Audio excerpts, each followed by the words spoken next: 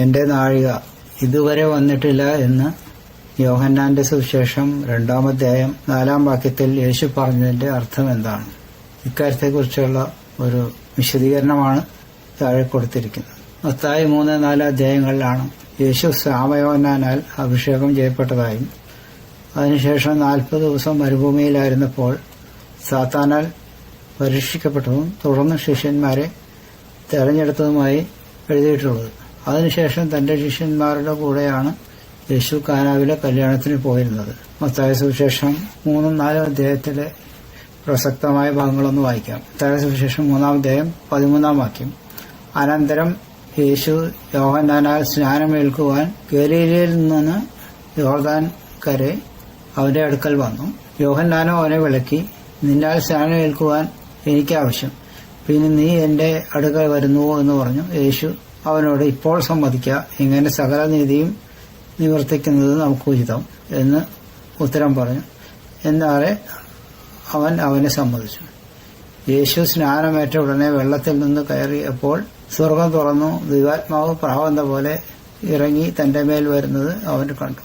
ഇതാണ് യോഹന്നാനാൽ സ്നാനമേറ്റതിനെ പറ്റി പറയുന്നത്. ഇനി 4-ാം അധ്യായം നോക്കാം. അനന്തരം പിശാചിനാൽ പരീക്ഷിക്കപ്പെടുവാൻ യേശുവിനെ ആത്മാവ് മരുഭൂമിയിലേക്ക് നടത്തി. അവൻ 40 പകലും 40 രാവും ഉപവസിച്ച ശേഷം അവന് വിശന്നു. അപ്പോൾ പരീക്ഷകൻ അടുത്തു വന്നു, നീ ദൈവപുത്രനെങ്കിൽ ഈ കല്ല് അപ്പമായി തീരുവാൻ കൽപ്പിക്ക എന്ന് പറഞ്ഞു. 3 പരീക്ഷകളാണ് പിശാച് നടത്തിയത്. ആ 3-ന് യേശു ജയിച്ചു. 10-ാം വാക്യം വരെയാണ് ഈ പരീക്ഷണത്തെക്കുറിച്ച് പറഞ്ഞിരിക്കുന്നത്. അത് കഴിഞ്ഞിട്ട് 17-ാം വാക്യത്തിൽ, അന്നു മുതൽ യേശു സ്വർഗരാജ്യം സമീപിച്ചിരിക്കയാൽ മാനസാന്തരപ്പെടുവിൻ എന്ന് പ്രസംഗിച്ചു തുടങ്ങി. അവൻ ഗലീല കടപ്പുറത്ത് നടക്കുമ്പോൾ പത്രോസ് എന്ന പേരുള്ള ശീമോൻ, അവന്റെ സഹോദരനായ അന്ത്രയോസ് എന്നിങ്ങനെ മീൻപിടിക്കാരായ 2 സഹോദരന്മാർ കടലിൽ വല വീശുന്നത് കണ്ടു. എന്റെ പിന്നാലെ വരുവിൻ, ഞാൻ നിങ്ങളെ മനുഷ്യരെ പിടിക്കുന്നവരാക്കും എന്ന് അവരോട് പറഞ്ഞു. ഉടനെ അവർ വല വിട്ടേച്ച് അവനെ അനുഗമിച്ചു. ഈ വാക്യം മുതലാണ് ശിഷ്യന്മാരെ തെരഞ്ഞെടുത്തത്. ഈ തെരഞ്ഞെടുത്ത ശിഷ്യന്മാരുടെ കൂടെയാണ് യേശു കാനാവിലെ കല്യാണത്തിന് പോയത്. അപ്പൊ അതിനു മുമ്പ് നടന്ന കാര്യങ്ങളാണ് സ്നാപകനാൻ യേശുക്രിസ്തുവിനെ സ്നാനപ്പെടുത്തുന്നതും അഭിഷേകം പ്രാപിക്കുന്നതും അതിനുശേഷം മരുഭൂമിയിൽ പോകുന്നതും ഒക്കെ. അടുത്ത പാരഗ്രാഫ് വായിക്കാം. യോഹന്നാൻ 2:1 മുതൽ 11 വരെയുള്ള വാക്യങ്ങളിൽ ഗലീലയിലെ കാനാവിൽ നടന്ന കല്യാണ വിരുന്നിൽ വീഞ്ഞു പോരാതെ വന്നതിനെക്കുറിച്ചും യേശു വെള്ളം വീഞ്ഞാക്കിയതിനെക്കുറിച്ചും എഴുതിയിരിക്കുന്നു. ഈ അത്ഭുതം അടയാളങ്ങളുടെ ആരംഭമായി യേശു ചെയ്തതാണ്. യോഹന്നാൻ 2:11 പറഞ്ഞിരിക്കുന്നത്. യോഹന്നാൻ സ്നാപകൻ യേശുവിനെ സ്നാനപ്പെടുത്തിയതിനു ശേഷം യേശു ചെയ്ത ആദ്യത്തെ അത്ഭുതമാണിത്. യേശു അടയാളങ്ങളുടെ ആരംഭമായി ചെയ്ത ഈ അത്ഭുതത്തിന് മുമ്പ് തന്നെ പല അത്ഭുതങ്ങളും ചെയ്തിരുന്നുവെന്ന് മറിയ യേശുവിനോട് വീഞ്ഞു തീർന്നുപോയെന്ന് പറഞ്ഞതിൽ നിന്നും പിന്നീട് യേശു പറയുന്നത് പോലെ ചെയ്യാൻ മറിയ പരിചാരകരോട് പറഞ്ഞതിൽ നിന്നും വ്യക്തമാണ്. ആവശ്യക്കാർ നേരിട്ട് യേശുവിനോട് ചോദിക്കണമെന്നാണ് അവിടുന്ന് ഇവിടെ പഠിപ്പിക്കുന്നത്. യോഹന്നാൻ 2:4 അത് പറഞ്ഞിരിക്കുന്നത്. അത് വായിക്കാം. സ്ത്രീയെ എനിക്കും നിനക്കും തമ്മിലെന്ത്? എന്റെ നാഴിക ഇതുവരെയും വന്നിട്ടില്ല എന്നാണ് യേശുക്രിസ്തു പറഞ്ഞത്. അപ്പൊ അതിന്റെ അർത്ഥം മറിയ അവിടെ മധ്യസ്ഥയാകേണ്ട കാര്യമില്ല എന്നാണ് യേശുക്രിസ്തു അവിടെ പറയുന്നത്. അത്ഭുതം പ്രവർത്തിക്കാൻ മറിയയ്ക്ക് സാധിക്കുമായിരുന്നില്ല. എന്നാൽ യേശു മറിയയോട് സ്ത്രീയെ എനിക്കും നിനക്കും തമ്മിലെന്ത്? എന്റെ നാഴിക ഇതുവരെയും വന്നിട്ടില്ല എന്ന് പറഞ്ഞതിന്റെ അർത്ഥം എന്താണ്? അത് നോക്കാം. യേശു മറിയയെയും മറ്റു സകല മനുഷ്യരെയും തന്റെ സൃഷ്ടിയായാണ് കാണുന്നത്. അതിനാലാണ് സ്ത്രീയെ എന്നും നീ പറയുമ്പോൾ അത്ഭുതം ചെയ്യുന്നവൻ അല്ല താനെന്നും യേശു പറഞ്ഞത്. എന്റെ നാഴിക ഇതുവരെയും വന്നിട്ടില്ല എന്ന് പറയുന്ന സമയം യോഹന്നാൻ 17:1 നാഴിക വന്നിരിക്കുന്നെന്ന് യേശു പറഞ്ഞ സമയമാണ്. അത് നോക്കാം. യോഹന്നാൻ 17:1 ഇത് സംസാരിച്ചിട്ട് യേശു സ്വർഗത്തിലേക്ക് നോക്കി പറഞ്ഞതെന്തെന്നാൽ, പിതാവേ, നാഴിക വന്നിരിക്കുന്നു. നിന്റെ പുത്രൻ നിന്നെ മഹത്വപ്പെടുത്തേണ്ടതിന് പുത്രനെ മഹത്വപ്പെടുത്തേണമേ. ഇതാണ് അത് നാഴിക വന്നിരിക്കുന്നു എന്ന് പറയുന്ന വചനം. ഈ നാഴിക എന്ന് പറയുന്നത് യേശുവിന്റെ ക്രൂശീകരണ സമയമാണ്.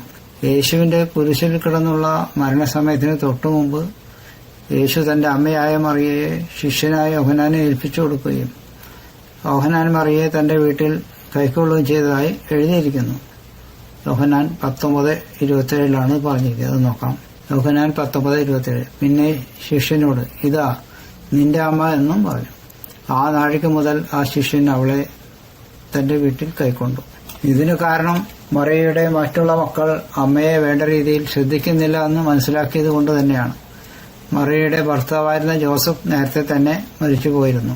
മറിയയ്ക്ക് വേറെ ആശ്രയമില്ല എന്ന് മറിയ പറഞ്ഞില്ലെങ്കിലും എല്ലാം അറിയുന്ന യേശു മറിയയുടെ ഇഹലോകത്തെ ശിഷ്ടകാലത്തെ സംരക്ഷണം യോഹന്നാനെ ഏൽപ്പിക്കുകയാണ് ചെയ്തത്. അത് ചോദിക്കേണ്ട പോലും വന്നില്ല. അപ്പൊ നേരത്തെ പറഞ്ഞെന്താ വെച്ചിട്ടുണ്ടെങ്കിൽ നീ വലിയ കാര്യങ്ങളൊന്നും അന്വേഷിക്കേണ്ട, ചോദിക്കേണ്ട ആൾക്കാർ ചോദിക്കട്ടെ എന്നുള്ള അർത്ഥത്തിലാണ് യേശു പറയുന്നത്. പക്ഷെ ഇവിടെ മറിയ ചോദിക്കേണ്ട ആവശ്യം പോലും ഇല്ലാതെ തന്നെ മറിയയ്ക്ക് വേണ്ട ഇഹലോകത്തിലെ കാര്യം യേശുക്രിസ്തു ചെയ്തു കൊടുക്കുന്നതായിട്ട് അവിടെ പറയുന്നത്. എന്നാൽ യാക്കോബ് എന്ന മറിയയുടെ ഒരു മകൻ മത്തായി 13:55 പറയുന്നുണ്ട്. പിന്നീട് മാനസാന്തരപ്പെടുകയും യേശുവിന്റെ ശിഷ്യനാവുകയും ചെയ്തിട്ടുണ്ട്. എങ്കിലും ഈ മകനെ യഹൂദന്മാർ വധിച്ചു. യാക്കോബ് എന്ന ഒരു മകൻ മറിയയ്ക്ക് ഉണ്ടായിരുന്നു എന്നുള്ളത് മത്തായി 13:55 പറയുന്നുണ്ട്. അത് വചനം ഒന്ന് വായിക്കാം. മത്തായി 13:55 ഇവൻ തച്ചന്റെ മകനല്ലയോ, ഇവന്റെ അമ്മ മറിയ എന്നവളല്ലയോ, ഇവന്റെ സഹോദരന്മാർ യാക്കോബ്, യോസെ, ശീമോൻ, യൂദ എന്നിവർ അല്ലയോ. യാക്കോബിനെ പറ്റി ഇവിടെ പറയുന്നുണ്ട്. അപ്പോസ്തല പ്രവൃത്തികൾ 1:14 യേശുവിന്റെ അമ്മയും മറ്റു ശിഷ്യന്മാരും ഒരുമനപ്പെട്ട് പരിശുദ്ധാത്മാവിനായി പ്രാർത്ഥിച്ചതായി എഴുതിയിരിക്കുന്നു. ഇതും മറിയയുടെ പ്രാർത്ഥന കേട്ട് യേശു ചെയ്ത ഒരു കാര്യമാണ്. യേശുക്രിസ്തു അത്ഭുതം ചെയ്തതിനെ കുറിച്ച് എഴുതിയിരിക്കുന്നതായിട്ടുള്ള വചനങ്ങളൊന്ന് വായിക്കാം. യോഹന്നാൻ 2:1-11 മൂന്നാം നാൾ ഗലീലയിലെ കാനാവിൽ ഒരു കല്യാണം ഉണ്ടായി. യേശുവിന്റെ അമ്മ അവിടെ ഉണ്ടായിരുന്നു. യേശുവിനെയും ശിഷ്യന്മാരെയും കല്യാണത്തിന് ക്ഷണിച്ചിരുന്നു. വീഞ്ഞ് പോരാതെ വരികയാൽ യേശുവിന്റെ അമ്മ അവരോട് അവർക്ക് വീഞ്ഞില്ല എന്ന് പറഞ്ഞു. യേശു അവളോട് സ്ത്രീയെ എനിക്ക് നിനക്ക് തമ്മിലെന്ത്, എന്റെ നാഴിക ഇതുവരെ വന്നിട്ടില്ല എന്ന് പറഞ്ഞു. ഇക്കാര്യം നമ്മൾ പറഞ്ഞതാണ്. അവന്റെ അമ്മ ശുശ്രൂഷക്കാരോട് അവൻ നിങ്ങളോട് എന്തെങ്കിലും കൽപ്പിച്ചാൽ അത് ചെയ്യുവിൻ എന്ന് പറഞ്ഞു. അവിടെ യഹൂദന്മാരുടെ ശുദ്ധീകരണ നിയമം അനുസരിച്ച് 2-3 പറ വീതം കൊള്ളുന്ന 6 കൽപ്പാത്രം ഉണ്ടായിരുന്നു. യേശു അവരോട് ഈ കൽപ്പാത്രങ്ങളിൽ വെള്ളം നിറപ്പിൻ എന്ന് പറഞ്ഞു.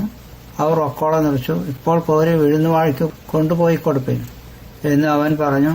അവർ കൊണ്ടുപോയി കൊടുത്തു. അത് എവിടെ നിന്ന് എന്ന് വെള്ളം കോരിയ ശുശ്രൂഷക്കാർക്കല്ലാതെ വിരുന്നുവാഴി അറിഞ്ഞില്ല. വീഞ്ഞായിത്തീർന്ന വെള്ളം വിരുന്നുവാഴി രുചി നോക്കിയാറെ മണവാണ്ട് വിളിച്ചു. എല്ലാവരും ആദ്യം നല്ല വീഞ്ഞും ലഹരി പിടിച്ച ശേഷം എളുപ്പമായത് കൊടുക്കുമാറുണ്ട്. നീ നല്ല വീഞ്ഞ് ഇതുവരെ സൂക്ഷിച്ചുവല്ലോ എന്ന് അവനോട് പറഞ്ഞു.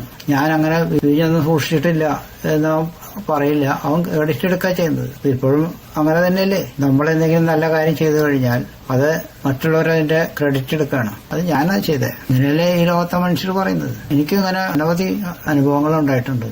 എനിക്ക് ദൈവം തന്ന ആലോചനകൾ അനുസരിച്ചിട്ട് പല കാര്യങ്ങളും ചെയ്തു കഴിയുമ്പോൾ അതിന്റെ ക്രെഡിറ്റ് എടുക്കാൻ ആൾക്കാരുണ്ടാവും. മുകളിലിരിക്കുന്നതാണ് ഞാൻ കണ്ടുപിടിച്ചതാണത്, അയാളൊന്നല്ല കണ്ടുപിടിച്ചത് എന്ന് പറഞ്ഞ് ക്രെഡിറ്റ് എടുക്കും.